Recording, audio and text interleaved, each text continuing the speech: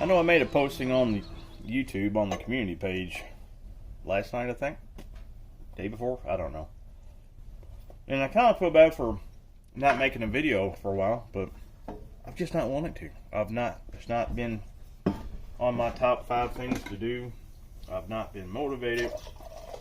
And the way YouTube keeps sticking it to my butthole, as far as the monetization part of it, I just don't want to do it. I've been working a third shift job. I'm doing some stalking. Not stalking. I'm not stalking, you know.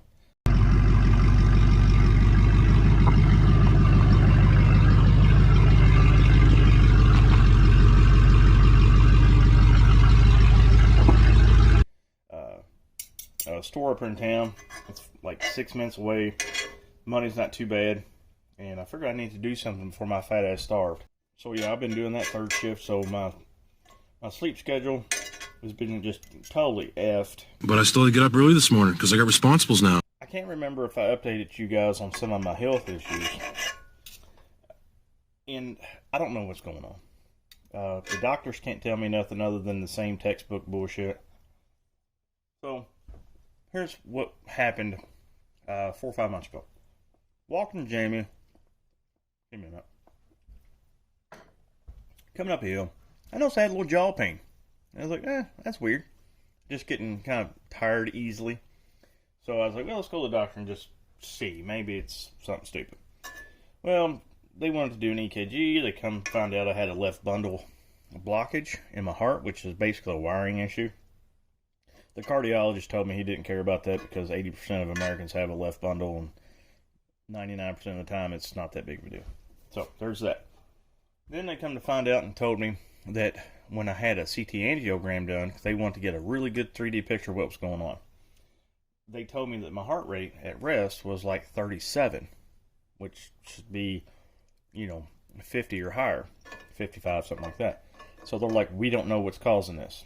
And to this day, they still can't tell me why or what caused that. All they wanted to do was put me on medication. They put me on carvedilol, which is a beta blocker, which is supposed to lower my heart rate, make it easier for my heart to pump, dilate my blood vessels. Cool. But it made me kind of dopey, like just constantly, not dizzy, but just like that medicine head feel. Totally didn't like it. And then one day I was like, you know what? I've got a couple neighbors that have had Lyme disease. So I went to the doctor. I was like, look, I want to get a lab done. I want to get tested for lab and see if I have or have had COVID at one point in time. They were hesitant to do it. They're like, well, you don't need that. And I was like, look, bitch, I'm not leaving here until you give me the paperwork to go get my lab work done. Plain and simple. So, reluctantly, they gave me that paperwork. Went and had labs done. Come to find out I've not had COVID, but I do have Rocky Mountain spotted fever. Or I had it at one point in time. That's all they could tell me. And I'm like, well, great. What now? And so I went and talked to the nurse, the cardiac nurse or whatever. I was like, could Rocky Mountain spotted fever have caused the low heart rate? And she's like, I don't know. I mean, it's possible. So they put me on doxycycline, and I took that for 10 days. And nobody can tell me if it's done anything or if it was a benefit to even taking it. Still having issues like dopey, just medicine head. I've been getting depressed. My mood's just been down in the dumps, man. And so I went back to the doctor again, told her, and I was like, hey, I've been reading about Rocky Mountain spotted fever, and I'm reading how it can affect your heart and do some other stuff. Once you get Rocky Mountain spotted fever, you're not getting rid of it. It just comes and goes. It flares up. It can be very dangerous, and it's a tick-borne illness. So with that said, I asked more questions to the doctor. They just can't tell me nothing. It's not that they don't want to tell. I really don't think they care, and I really don't think they know. And then, they told me I had a fatty liver, which anybody that's overweight's got a fatty liver. I don't give a shit. I mean, it's just what it is. I've been trying to eat better. I've been trying to lose weight. Here in the last couple of weeks, because I've been on third shift, it's really thrown my food off. I've been kind of cheating, having a soda every once in a while, a little bit of, like a little cake out of the vending machine. But I have lost some weight, which I'm going to say I'm right at about 220. That's like bare naked. So I want to get below 200, but it's really hard working third shift. So I guess being on third shift has really messed up my sleep schedule. It's messed up my eating because I've been trying to do like intermittent fasting, stuff like that. And now I'm all over the place, which sure it's probably not helped out any, but you know, what's a guy going to do? So they changed my medication to something that starts with an M. It's still beta blocker. I don't know what it is. Man, it's nice and hot. So I took that for 2 or 3 days. Still had that goofy medicine head feel. You know, my blood pressure has been slightly elevated. That's something else that gets on my nerves. You got some doctors that tell me it needs to be below 120. Other doctors say, you know, as long as you're below 140, you're fine. None of the doctors can be on the same page. Gets on my nerves. All I know is when I come off of the medication, it takes about a day, and then I feel wonderful. Feel great. Like last night, I was running around like crazy. I was productive. I could stay on point until later that afternoon, and my eyes just get kind of real tight, stressed out, and I don't know what's going on there. But also, the doctor told me that my anxiety was bad, and the muscles in my shoulders and my back, like along my spine, are locked up tight. It didn't feel like it to me. I can't tell. But so they put me on physical therapy to do like neck exercises and stuff like that. And I'm like, well, you know, my lower back does hurt. You know, especially when I lay down. And I was like, could it be kidneys? And last time I had a check, when I had that CT angiogram done, they said my kidney function was fine. But my primary care nurse, I was like, well, maybe we need to do an x-ray. She goes, no, let's just put you on physical therapy. And I'm like, whatever. So doctors can't tell me anything. And I think a lot of it's got to do with the Rocky Mountain spotted fever stuff. Like I said, nobody knows anything about it, especially the doctors. And they get mad when I go on Google and start reading stuff. But I'm like, well, you all apparently aren't doing your fucking jobs. Because I come to the doctor for answers. I don't come to the doctor just to have you put me on a bunch of medication and not know what the problem is. You know, I get it. You know, you want to put me on statins to lower my cholesterol. Okay, cool. But I need you to definitively tell me why my cholesterol's high, which is probably my diet. With the last 45 days, I've been, I would say overall, doing really good. But nobody can tell me anything. I just know when I get off of the damn medications that they gave me, I feel better. Except on a few occasions. And I contribute that to, like I said, the Rocky Mountain spotted fever stuff. But nobody can tell me anything. And it's really aggravating. So I think I'm going to go back to eating steak and whiskey.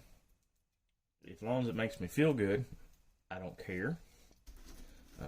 I do need to get more active. I'm planning on getting a gym membership here in the next couple days. Checking out my finances once I get everything paid. So I want to do that. But I think if I can get below 200 pounds, and if some of y'all don't know, I'm 5'7", 5'8", if I have my high heels on. And I'm 220 right now. So I want to be below 200. I think when I got out of high school, I was around 175. So, yeah, I'm a little fatty. But it is what it is. And then the weather has been cold, super rainy. We've had a lot of snow and a lot of freeze. And I can tell my trailer is sinking on this backside some more. I could tell.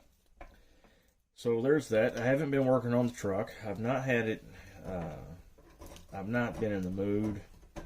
It's just when I take that medication, I just don't care if somebody come up to me and stab me right in the neck. I just don't care. Just, you know, and I find myself sitting around worrying a lot. And, of course, that's my anxiety. She wants to put me on Zoloft or some kind of antidepressant. I'm like, I'm not taking your bullshit garbage medication. Just not doing it. I was like, if y'all fix or find out what's going on with my body, I wouldn't have anxiety. You dig? But it's just like, and then I had some more blood work done a week and a half, 2 weeks ago.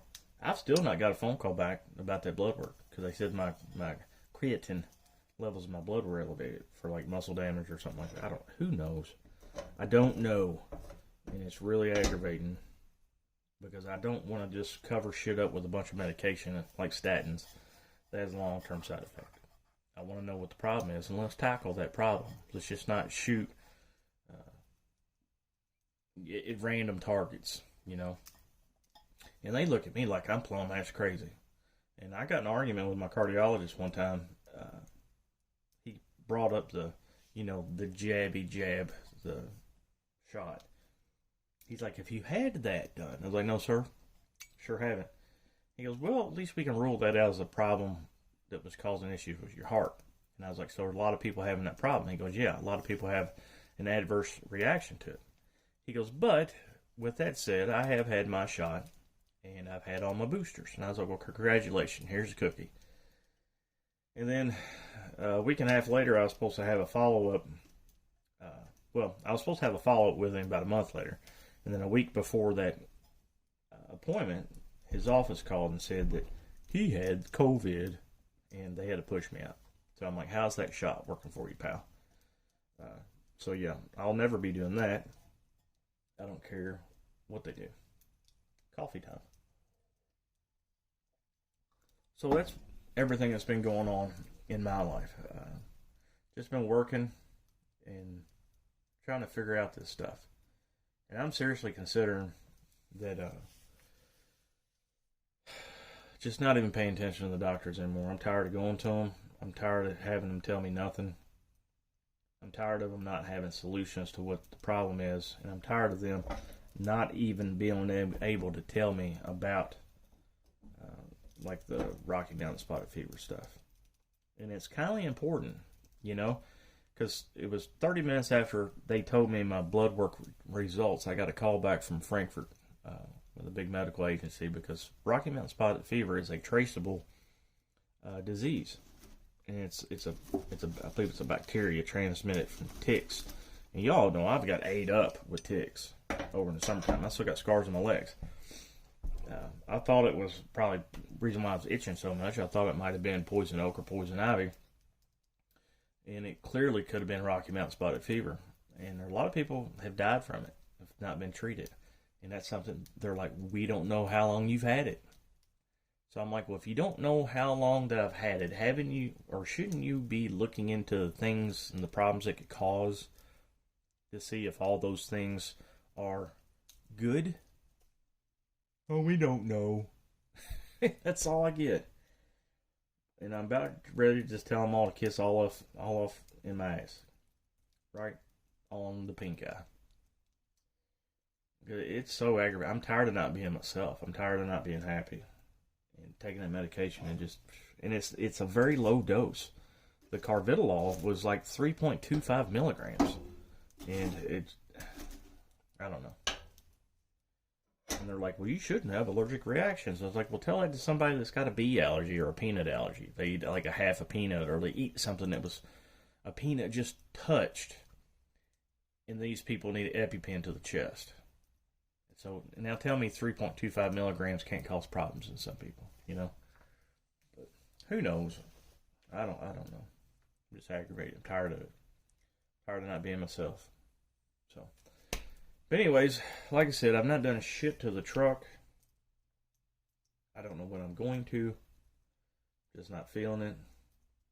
It's like I stand up to go do something and I'm like, I need to work on sitting back down. So that's what I do. I just don't have it in me.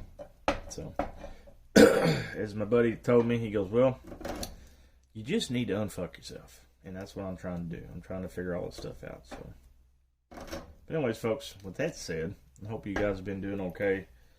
Staying warm. That's what I'm trying to do, because it is 10 degrees outside and this mobile home is officially cold. And I'm out of firewood. I need to go cut some more. And then I need to cut that wood again because it's too long to fit in my stove. So, anyways, just checking in with y'all. And I'll try to get a video out sometime. I just don't know, whenever I feel like it. Or whenever I've got anything that I think people would give a shit about. Because now that YouTube's barely paying any money, it really makes me not want to make videos at all. because it takes time. I mean, even me, with my limited editing, and, you know, it still takes several hours out of the day to even be crappy. And I just don't care anymore. I really don't. So anyway, on a happier note, Jamie's over sleeping on the rug, and the sun is up.